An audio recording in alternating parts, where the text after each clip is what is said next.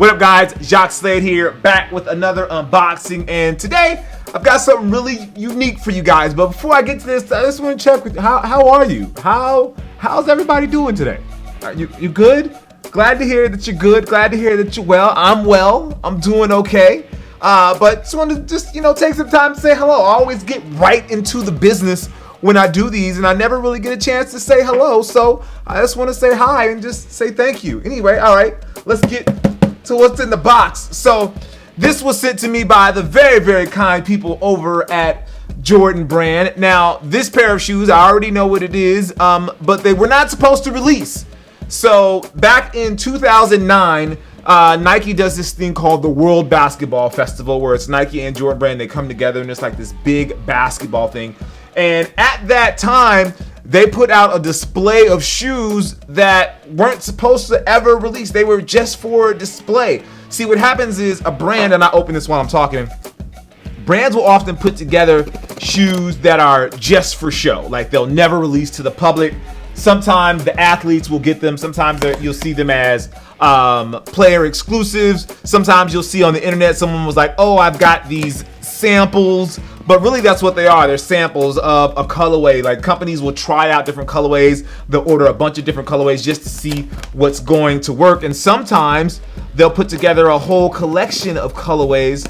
And that's exactly what they did with this pair of shoes. And I've seen this collection of these shoes probably 5 times over since 2009. And my thought was like, well, these are never going to release. They're really dope, but I'll actually never see them in person or actually be able to buy myself a pair. And well, now that has all changed. So as you can see, this is a box for a certain number of certain Jordan numbers. So for those of you that are big Jordan fans, you'll recognize this box right off of the top.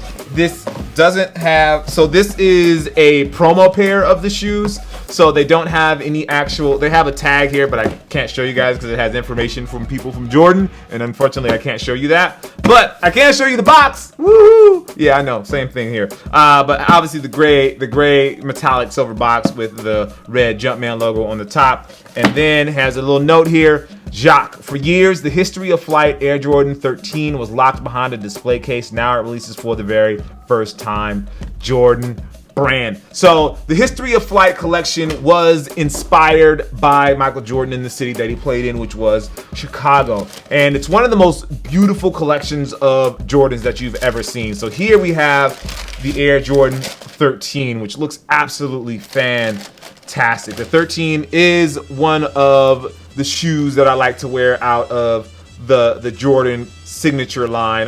There's not a lot of them, but the 13 is definitely one of them. So let's take a look at these here. Put this box down. So as you obviously can tell, these went with all white.